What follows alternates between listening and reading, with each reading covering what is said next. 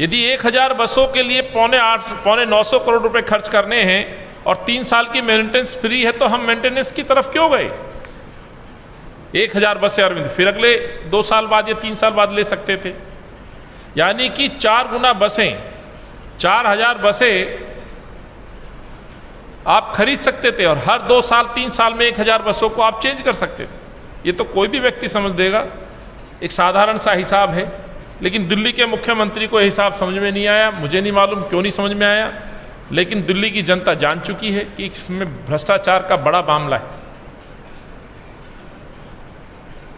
3 साल वारंटी के यदि यही कंपनी दे रही है, तो इनको मेंटेनेंस के नाम पे फिर क्यों इतना बड़ा अमाउंट दिया जा रहा था, ये बड़ा प्रश्न उठता है। और जैसे मैंने कहा, यदि इतना बड़ा अमाउंट है और 875 करोड़ रुपए में 1000 बसें आ रही हैं, तो फिर क्यों हर 2 साल में नई बस खरीद सकते थे अरविंद केजरीवाल या सरकारें? ये बड़ा खेल खेलने की कोशिश थी। ये खेल जो बिगड़ा, क्यों बिगड़ा, ये आप सभी जानते हैं। जिस तरह से बीजेपी के नेताओं ने प्रश्न उठाए, घड़ियाली आंसू बहाए, भ्रष्टाचार के आरोप लगे, तो मैं उनकी मंशा को भी आपके सामने बताना चाहता हूं। जिस भ्रष्टाचार की बात बीजेपी कर रही है, यदि एक्चुअल में वाकई अरविंद के भ्रष्टाचार को लेकर के दिल्ली की जनता की गाड़ी कमाई को बचाने के लिए आप इतने गंभीर थे, तो ये जांच का दायरा आपने केवल समेट के 5 बिंदुओं पे क्यों कर दिया? ये प्रश्न मैं बीजेपी से पूछना चाहता हूं। और उस जांच को एसीबी और उसके बाद एलजी तक ले जाने के बाद एलजी साहब की 3 सदस्य कमेटी के बाद उस टेंडर को निरस्त करके खरीद के टेंडर को जारी रखना, यह दर्शाता है कि आपकी नीयत में खोट है। 3 सदस्य कमेटी बनती है, एक रिटायर्ड आईएएस की अगुवाई में एक कमेटी बनती है। वो कमेटी मानती है कि प्रक्रिया गलत अपनाई गई, पैसा उसमें बहुत ज़्यादा लगाया जा रहा है, हुआ है, टेंडर को निरस्त कर देते हैं। लेकिन सवाल ये है कि क्राइम में गुनाह तो हुआ, तो इस कमेटी ने या लेफ्टिनेंट गवर्नर साहब ने क्या ये टेंडर फ्लोट करने वाले अधिकारी या मंत्री या सरकार के किसी व्यक्ति को कोई सजा का प्रावधान किया? सरकार ने एक टेंडर फ्लोट किया, उसमें जो लोग इन्वॉल्व थे, क्या उन पर एक्शन नहीं होना चाहिए था? या केवल उनकी चोरी को पकड़ा आपने? ये तो वही बात हुई, चोर को पकड़ा, माल रिकवर किया और चोर को जाने दिया कि आप और जाके चोरी करिए। क्यों आखिर ऐसे अधिकारी कर्मचारियों पर आपने एक्शन नहीं लिया? जब कमेटी ये मान चुकी है कि ये गलत प्रक्रिया अपनाई गई और इसमें कहीं ना कहीं भ्रष्टाचार की नीयत से ही इस टेंडर को फ्लोट किया गया था।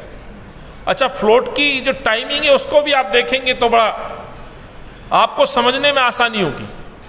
टेंडर बस खरीदने का जिस दिन टेंडर ओपन होता है, उसी दिन मेंटेनेंस का भी टेंडर खोला जाता है। यानी कि टेंडर में शामिल होने के लिए जो कंपनियां हैं, उनको पहले से ही बसों का मूल्य मालूम है और कंपनी भी वही है जो बस सप्लाई देने का टेंडर में पार्टिसिपेट करती है। तो कहीं ना कहीं आपसी रजामंदी से बैठ करके टेंडरों को फ्लोट कराने का काम इन सरकारों ने किया है। भाजपा के नेता, भाजपा के एमएलए आखिर क्यों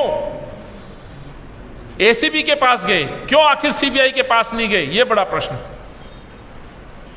कहीं ना कहीं उनकी मंशा में दोष है। मैं तो साथियों दावे के साथ ये कहता हूं कि अरविंद केजरीवाल के और बीजेपी की मिली भगत से इन चीजों को अंजाम दिया जा रहा है। और यही कारण है, एक तरफ तो जांच का ड्रामा बीजेपी के नेताओं के द्वारा किया जाता है और दूसरी तरफ दिल्ली के मुख्यमंत्री अपने राजनीतिक दौरे के लिए कभी वो गुजरात जाते हैं, पंजाब जाते हैं, अभी हमने ट्वीट देखा कि वो गोवा जा रहे हैं और भ्रष्टाचार के नारे के साथ जा रहे हैं। तो दिल्ली में जो निरंतर भ्रष्टाचार के मामले आ रहे हैं, उस पर अरविंद केजरीवाल जवाब नहीं देते। उस पर कुछ बोलते नहीं। इसीलिए हम आज जब आपके बीच उपस्थित हुए हैं तो बीजेपी और आम आदमी पार्टी पे केवल आरोप नहीं लगा रहे हैं, बल्कि इस दावे के साथ कह रहे हैं कि जितनी दोषी आम आदमी पार्टी है, अरविंद केजरीवाल हैं, इस बस खरीद के और बस के मेंटेनेंस के नाम पर जो भारी रकम की जो लूट सरकार कर रही है, उसमें उसके भागीदार बीजेपी के नेता भी। कहीं ऐसा तो नहीं कि बीजेपी के जो नेता जांच के लिए औपचारिकता मांग चिट्ठी पत्री का खेल खेल रहे हैं, कहीं अपनी हिस्सेदारी तो नहीं ढूंढ रहे हैं। यही कारण है, यदि बीजेपी की मंशा ठीक होती तो इस जांच का दायरा 5 बंदियों के आगे ले जाया जाना चाहिए था। Like, share and comment. To subscribe this channel, please press the bell icon.